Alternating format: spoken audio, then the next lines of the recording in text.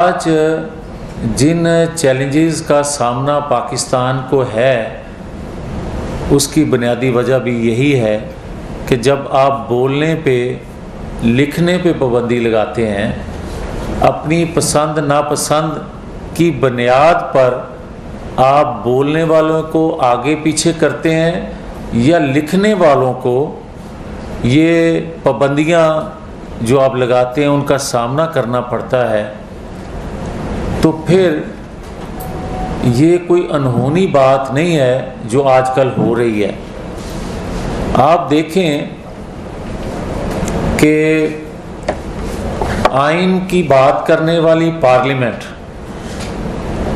आइन की बालादस्ती की बात करने वाली पार्लियामेंट, अगर उसमें बैठ के और उसमें बैठने वाले, उससे मुस्तफीद होने वाले दावेदार अगर वो आइन तोड़ना शुरू कर दें, वो आइन से खिलवाड़ करना शुरू कर दें, तो फिर जिसका जिक्र नासिर जैदी साहब जिस दौर का कर रहे थे, उस दौर में और इस दौर में फ़र्क क्या रह जाता है।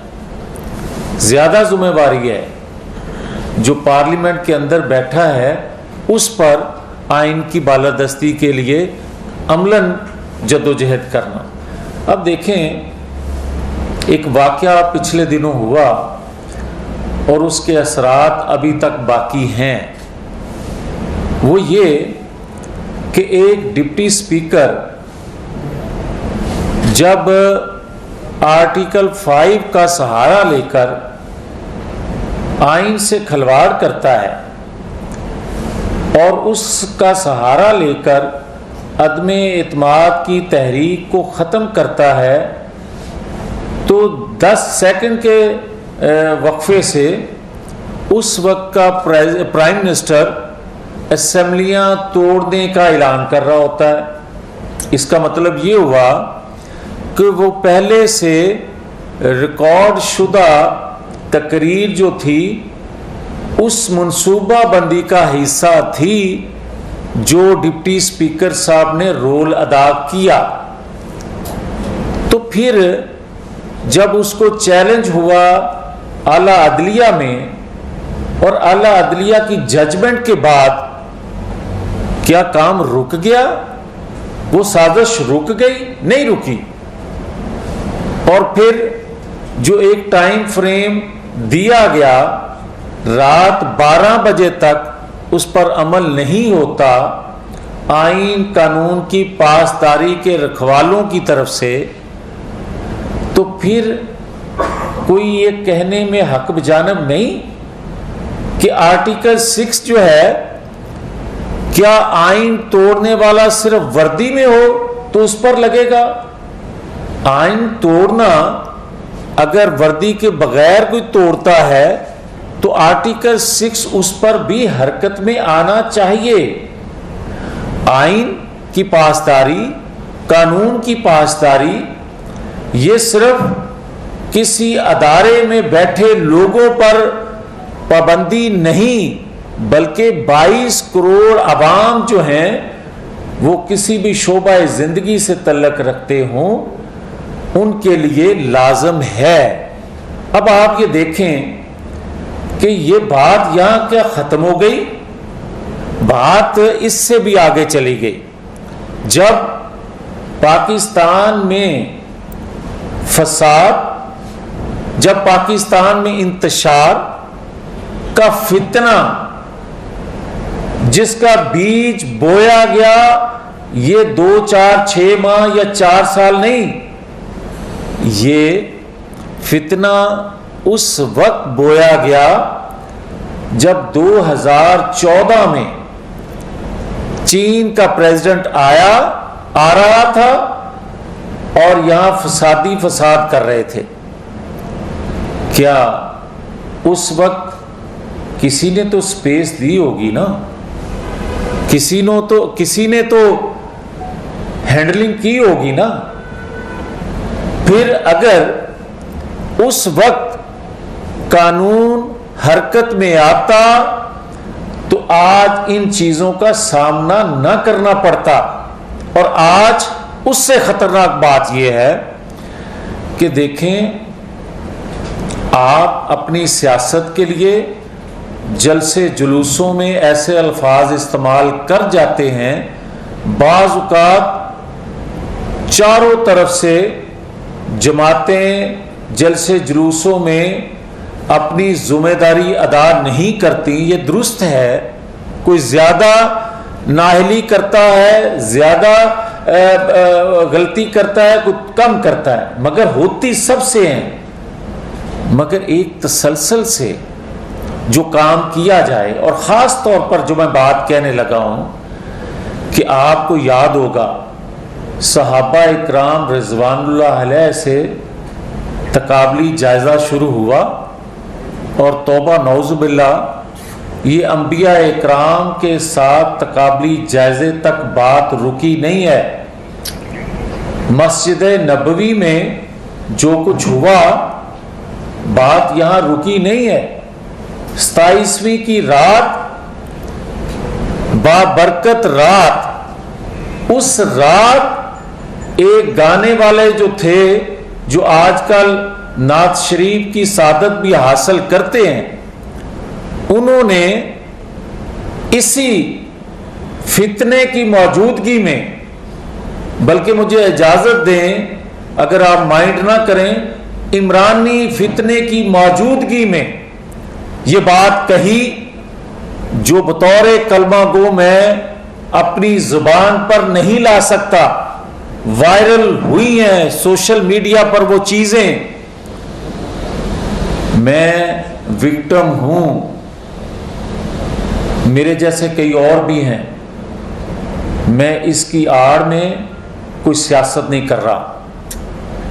मैं ये कहना चाहता हूं, इसकी आड़ में मुकदमात भी नहीं बनाने चाहिए। मजहबी आजादी हर एक को हासिल होनी चाहिए, मगर ये कोई तरीका नहीं। ये 22 करोड़ लोगों की बात नहीं है। ये दुनिया में जो कलमा गो हैं सबके दिल दुखे हैं। इसलिए मैं आज भी कैबिनेट मीटिंग में ये बात जरूर करूंगा, क्योंकि ये एक जमात की हुकूमत नहीं है, ये कौमी हुकूमत है। मैं आज तमाम जमातों की लीडरशिप वहां मौजूद होगी, ये बात कहूंगा कि तमाम मकातबे फिक्र के उलमाए इकराम को ज़हमत दी जाए, बुलाया जाए, और तमाम पॉलिटिकल फोर्सेस भी साथ बैठें, अदारों के जुम्मेवार भी वहां तशरीफ लाएं, और इस अमरानी फितने को यहां खत्म किया जाए जो दीन के हवाले से खास तौर पर सर उठा रहा है। वजह, आप एक तरफ वो साजिश कर रहे हो जो दुनिया करना चाहती है इस मुल्क के अंदर, कि इस मुल्क के अंदर फसाद बरपा हो, खून रेजी हो। पाकिस्तान मुखालिफ कुव्वतों का निशाना 22 करोड़ अवाम खाली नहीं है। आप न्यूक्लियर पावर हैं, आप इस्लाम का कला है। यहां वार करना एक मंसूबाबंदी से है। तो मैं समझता हूं कि स्टेट को अपनी जिम्मेदारी अदा करते हुए मुकदमात नहीं, बल्कि इस फितने को रोकना आइंदा नस्लों के लिए इसलिए जरूरी है कि फिर कहते हैं कानून अपना रास्ता बनाएगा। मैं समझता हूं कि ये जलसे जुलूस करे, कुछ और करे, कोई जरूरत नहीं इसको गिरफ्तार करने की। मैं समझता हूं सबसे जरूरी बात यह है कि आप हर हाल में इस इमरानी फितने को, पाकिस्तान को बचाने के लिए इस फितने को रोका जाए। और जब ये कहा जा रहा है, मैं बात लंबी कर गया, मगर मैं ये दुखी दिल से उन शख्सियात की मौजूदगी में बात करने की जिसारत कर रहा हूं जिनसे हम सीखते हैं। ये बात इसलिए कर रहा हूं कि ये कौमी मिली फरीज़ा है। ये बात इसलिए कर रहा हूं कि गैर मकबूल फैसला अदम एतमाद का जो हमने लिया, उसकी बुनियादी वजह ये थी, और भी कई वजूहात होंगी हैं, मगर न्यूक्लियर प्रोग्राम तक रसाई इसकी मौजूदगी में, और फिर इसके जाने के बाद इसके बयानात जो ये कह रहा है कि न्यूक्लियर प्रोग्राम महफूज हाथों में नहीं, ये पाकिस्तान मुखालिफ कुव्वतों का बयानिया है। और ये बात कह के किसको सपोर्ट किया जा रहा है? और फिर आप अदारों में बैठे लोगों से अगर गलती होती है तो उसकी निशानदेही करें, यह हक है, मगर आप पूरे अदारे को बुरा नहीं कह सकते। ना कभी किसी ने कहा है, ना कहने की इजाजत दी जा सकती है। अदारों में बैठे लोगों से गलतियां होती हैं, उसकी निशानदेही हर पाकिस्तानी का करना फर्ज है, मगर उसके साथ साथ आप कौमी अदारों पर जो जबान इस्तेमाल कर रहे हैं वो भी मुनासिब नहीं है। मगर इसके बाद मैं दो चीजें अर्ज करना चाहता हूं, फिर जो आप हुक्म फरमाएंगे वो भी हाजिर हूं। मगर मुझे कोई ये बता दे कि जब ये कहता है कि जुडिशल कमीशन बनाया जाए साजिश के हवाले से, तो 2015 में भी जुडिशल कमीशन बना था, उसके नतायज को इसने तस्लीम किया। और आज भी मैं कहता हूं कि ये जिस अदारे के मतहत वो कमीशन बनाना की दरख्वास्त करे वो होना चाहिए, वो कमीशन बना देना चाहिए, मगर ये गारंटी लेने के बाद क्या उसको मानेगा? ये गारंटी फिर लेने के बाद कि 2014 में जो कुछ हुआ था वही अदारा का कमीशन फिर 2014 के लिए भी बने, 2017 के लिए भी कमीशन बने कि अकामा पे पनामा कैसे निकला। फिर कमीशन बनना है तो जुल्फकार अली भुट्टो पर भी बने, फिर कमीशन बनना है तो नवाज शरीफ को जब हाईजैकर बनाया गया था उस पर भी बनना चाहिए। आप साजिश की बात करते हो, जो न्यूक्लियर पावर बनाने की बुनियाद रखे साजिश उसके खिलाफ होती है। जो न्यूक्लियर पावर बनाने का तजर्बा करे उसके खिलाफ साजिश होती है। जो पाकिस्तान को सी पैक का तोहफा दे, आने वाली नस्लों को खुशहाली देने का एक बुनियाद रखे, साजिश उसके खिलाफ होती है। आप बताओ 4 सालों में आपकी कारकर्दगी, आप साजिश के अलावा इसको बेचने के अलावा बताओ कि आप 4 सालों में कोई एक काम ऐसा आपने किया हो जिसकी बुनियाद पर आप लोगों को आज गुमराह कर सको। कोई एक काम नहीं है। सो मैं कहना यह चाहता हूं कि कमीशन भी बने, नए इलेक्शन की बात करता है। 4 साल तो हम कहते रहे कि फौरी इंतखाबात होने चाहिए, फौरी इंतखाबात आज भी कहते हैं कि होने चाहिए। फिर आओ बैठ के माजरत करो कि जो रिफॉर्म्स इलेक्शन के हवाले से तुम लेकर आए यकतरफा वो गलत थी, और चले किसी और रूल्स इलेक्शन रूल्स पर इत्तेफाक नहीं भी करते तो 2018 के जो इंतखाबात हुए जिन रूल्स के तहत हुए, आओ बैठकर कहो कि उसी पर इलेक्शन करवाने के लिए तैयार है, सुबह इलेक्शन करवा लो। हम इलेक्शन से भागने वाले नहीं हैं, मगर जिस असेंबली को गैर आईनी हम कहते रहे 4 साल, वो आईनी कैसे हुई? हमने गैर आईनी तरीके से आपको हटाया नहीं है, आईनी तरीके से हटाया। और आज आप उस असेंबली को गैर आईनी, गैर मुंतखब और गालियां उस असेंबली को दे रहे हो, तो फिर बताओ 4 साल किस हैसियत से तुम वजीर आज़म उसी असम्बली से रहे? तो आज कबूल करो या आके इलेक्शन रिफॉर्म्स के लिए अपना रोल अदा करो, ताकि आइंदा इंतखाबात जब हों उसके नतीजे पर कोई उंगली ना उठा सके। ये है ज़रूरत जिसके लिए हम आपसे टाइम मांग रहे हैं। आपको कहते हैं कि या सुबह आ जाओ या वक्त के साथ हम रिफॉर्म्स लेकर आएंगे। आपका बहुत शुक्रिया, मेहरबानी कि आपने बर्दाश्त किया, शायद अपने अकाबरीन की वजह से बर्दाश्त किया।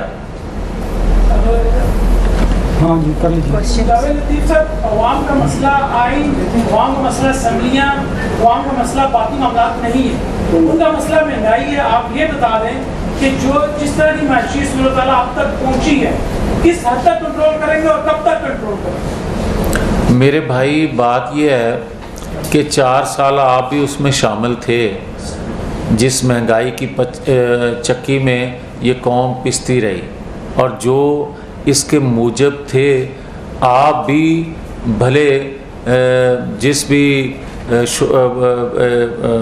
चैनल से तल्लक रखते हों, मगर आप भी मुतासर थे। आप भी झोलियाँ उठाकर दवाएं करते थे कि किदों इन्हां को जान छुटेगी। मगर क्या हो गया कि 25 दिनों के अंदर लोग अगर ये कहते हैं कि उनकी हमदर्दियाँ लोगों की उसके साथ हो गई, क्या पाकिस्तान के अंदर महंगाई पहले से डबल हो गई? 25 दिनों की हुकूमत जो है, जो इंतज़ामी ढांचा ये तबाह करके गया है, जो बैड गवर्नेंस इसने दी, मईशत को तो छोड़ दें, जो तबाही हुई छोड़ दें कि रुपए की कदर कितनी कम हो गई, डॉलर की ऊंची उड़ान हो गई, छोड़ दें, मगर गवर्नेंस इंतज़ामी ढांचा बेहतर करने में कुछ वक्त लग रहा है, और कुछ रिलीफ लोगों को इंतज़ामी ढांचा अपने पाँव पर खड़ा करने से रिलीफ महसूस होना शुरू हो गया है। कुछ टाइम लगेगा बेहतरी लाते हुए। जी सब आपने बड़ा संगीन इल्ज़ाम आए थे कि एक्टिव प्रोग्राम तक रसाई इमरान खान की हुकूमत में दी गई, इस वजह से अदम एतमाद लाई गई है। तो इसकी थोड़ी सी डिटेल बताएं कि एक्टिव प्रोग्राम तक रसाई क्या इमरान हुकूमत ने दी है और किस हद तक रसाई दी गई और मौजूदा हुकूमत क्या स्टेप लेगी? देखें, बात यह है कि अगर आलमी क़ुव्वतें और ख़ास तौर पर मालियाती अदारे जिनसे आप हाथ उठाते हैं, झोली उठा के पैसा मांगते हैं, उनकी अपनी तरजीहात होती हैं। वो अपनी ज़रूरत के तहत आपसे डिमांड करते हैं, और जो महंगाई का सैलाब 4 सालों में आया था वो आप पूरा कर चुके, और जो उनकी तरफ से शराइत थी वो पूरी ना कर सके। अब मज़ीद पैसा लेने के लिए आपके पास अगर कोई चीज़ रह गई है, या आप पर पाबंदियाँ लगाने के लिए, रसाई हासिल करने के लिए आपने हर चीज़ गिरवी रखने के बाद कोई चीज़ बची है, तो यही बची है। मैं इससे ज़्यादा इस पर, क्योंकि हसास इशू है, मेरा पाकिस्तान है, इसके लिए पाकिस्तानी कौम ने कहा जाता था कि भूखे नंगे रह लेंगे मगर पाकिस्तान के दिफा को नाकाबिले तस्खीर बनाएंगे। ये किसी एक को क्रेडिट नहीं जाता, पूरी पाकिस्तानी कौम ने इसके लिए अपनी कुर्बानी दी है, अपनी ख्वाहिशात की कुर्बानी दी है, तो इसको हर सूरत हम महफूज रखेंगे। जी हाँ जावेद लतीफ़ साहब, मेरा सवाल आपसे ये है कि आपकी जो सारी गुफ्तगू और जो तकरीर है उसके 2 नुकात अगर मैं समझूँ तो वो कहा जा सकता है कि एक एडमिन प्रोग्राम एक मजहबी हवाले से मजहब को मुतनाज़ा बनाने की कोशिश या उसको सियासत के लिए इस्तेमाल करने की जो काविश और आइन को मुतनाज़ा बनाने के हवाले से। एक तो माजी में डिक्टेटर ये काम करते रहे और ये पाकिस्तान की तारीख में पहली मर्तबा है कि सिविलियन आइनी ओहदों पे बैठी हुई शख्सियात जो है वो ये इस आइन शिकनी के मुर्तकब हो रहे हैं। वो अदलिया के फैसलों में भी मौजूद है। पाकिस्तान को माजी में भी सरज़मीन बे आइन जो है वो रखने की और करने की कोशिशें और काविशें होती रही। एक तासुर ये है कि अब भी बहुत सारी तबकात और अनासर जो है वो पाकिस्तान के मौजूदा आइन को दिल से तस्लीम नहीं करते और उनमें एक तबका कादियानियों का भी है। आप क्या समझते हैं कि मौजूदा सिनेरियो के अंदर इस इमरान खान के बरसरे इक़्तिदार आने से पहले अमरीकी सदर से मुलाकातें भी और कादियानियों की मुलाकातें अमरीकी सदर से वो भी मौजूद हैं। इस सारे सिनेरियो में आप क्या समझते हैं कि जब पॉलिटिकल कोई भी फोर्स नया आइन बनाने की पोजीशन में नहीं, उसमें अमेंडमेंट करने की मुतफ़िका पोजीशन में नहीं, लेआउट क्या है और इसको कहाँ पे कैसे रोका जा सकता है? शुक्रिया। मैं गुजारिश करूँगा, मेरे लिए आप बड़े मोहतरम हैं, मैं गुजारिश पहले भी कर चुका हूँ, दोबारा से दोहरा देता हूँ कि इसकी आड़ में किसी के ख़िलाफ़ कुफर का फतवा या मुकदमात नहीं बनने चाहिए। मैंने ये बात इसलिए वाज़िया नहीं की, नाम नहीं लिए कि जो फिर मजहबी और मैं भी उसमें शामिल हूँ, आप भी शामिल हैं, सबका अकीदा ईमान है कलमा गो का कि जो बातें हो रही हैं ये किसी तौर पर भी नामुनासिब हैं, ना बर्दाश्त है।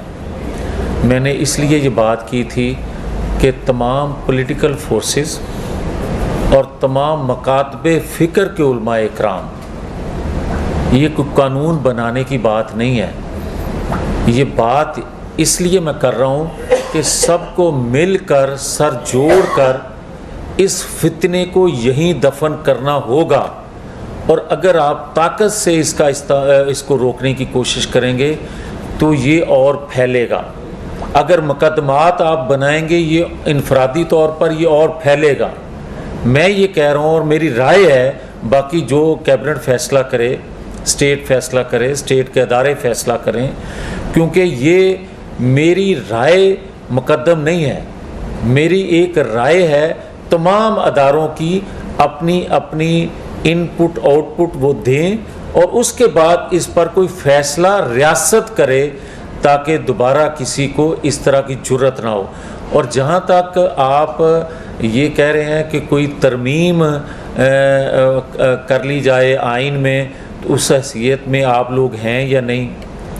मैं ये कहता हूँ कि आइन में तरमीम अक्सरियत से भी नहीं करनी चाहिए। मैं समझता हूँ कि हमेशा मुक़द्दस 73 के आइन को इसलिए समझा जाता है कि वो कंसेंसस से हुआ, मुत्तफ़िक़ा हुआ। आज तक अगर उसका एहतराम 22 करोड़ आवाम के दिलों में है तो सिर्फ उसकी वजह यह है, उसके बाद भी बड़े कवानीन बने, उससे पहले भी बने, मगर किसी को कोई याद नहीं करता मासवाए 73 के आइन को। तो मैं इसलिए ये गुजारिश करूँगा कि आइन में तरमीम भी जो है वो अक्सरियत के बलबूते पे नहीं होनी चाहिए बल्कि कंसेंसस से होनी चाहिए। जी जो मियां साहब ये बताइएगा कि एक तो ये कि इतलात आ रही है कि जो फरा गोगी हैं और उनके मियां हैं वो पाकिस्तान आ रहे हैं, तो उनके आने के बाद तफ्तीश किस सम्त में जाएगी? जो उनके बताए तो असासा जात ही है, क्या मतलब ये भी देखा जाएगा कि वो किसके फ्रंट में है, इसमें आगे क्या होगा? दूसरा ये कि जो बातें जलसों में इमरान खान जो जुबान इस्तेमाल कर रहे हैं, क्या उन्हें किसी सम से किसी की आशीर्वाद ही हासिल है या वो ज़ाती कैपेसिटी में बातें कर रहे हैं? शुक्रिया चौधरी साहब। मैं गुजारिश करूँगा, जो पहले आपने बात की, इस हुकूमत में और ख़ास तौर पर मैं बात दोबारा से दोहरा दूँ, ये मुस्लिम लीग की हुकूमत नहीं है, ये एक कौमी हुकूमत है। और हमारी तरजीह ये नहीं है कि 50 मीडिया कोऑर्डिनेटर को रोज़ मीटिंग में बुलाएं आप और उस वक्त का प्राइम मिनिस्टर मीटिंग ले और शाम को उसको हदायत हो कि ये गालियां देनी है अपने मुखालफीन को या आज का बयानिया ये होगा।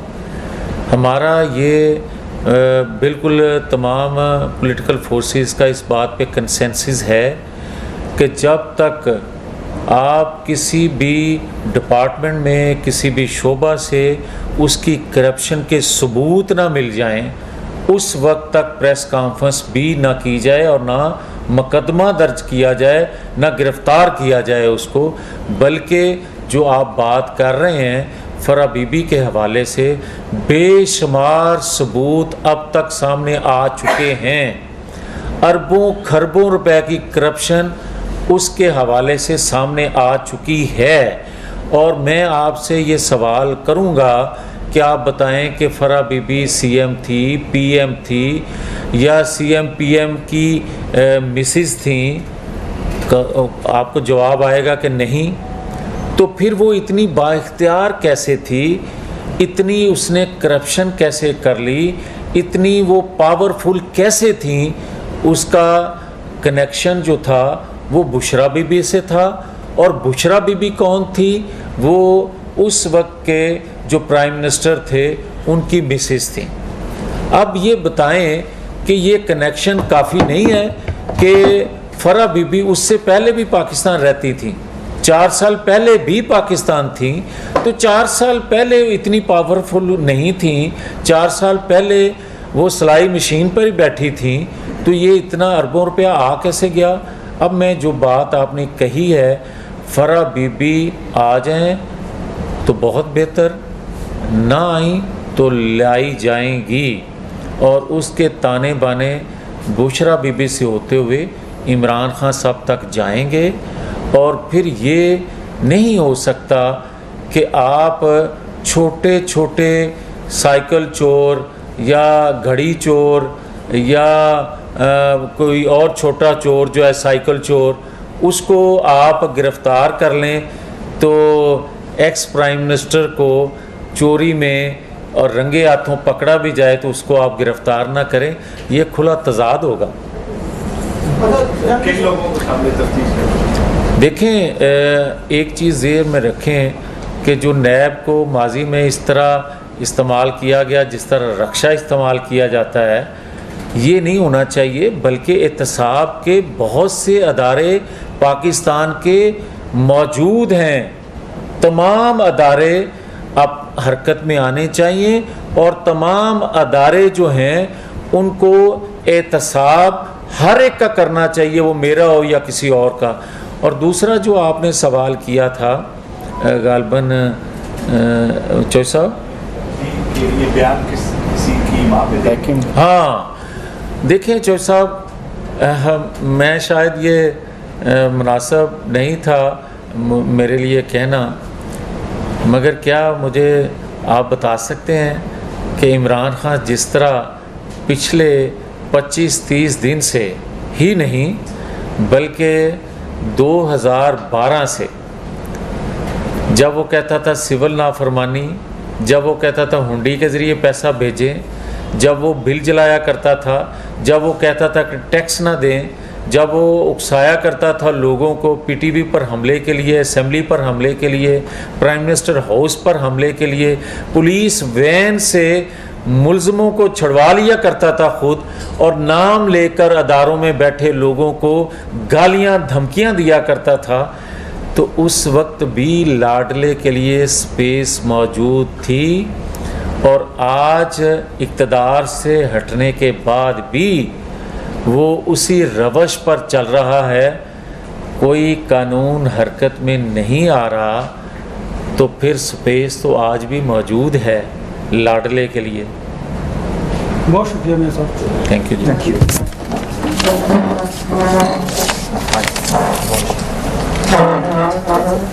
YouTube पर गुगली टीवी देखने के लिए youtube.com की सर्च बार में गुगली टीवी टाइप करें। गुगली टीवी के पेज पर सुर्ख रंग के सब्सक्रिप्शन वाले बटन पर क्लिक करना ना भूलिए। YouTube पर अपलोड होने वाली वीडियो से बाखबर रहने के लिए बेल आइकॉन पर क्लिक कीजिए। आपको हर नई आने वाली वीडियो के बारे में नोटिफिकेशन मौसूल हो जाएगा।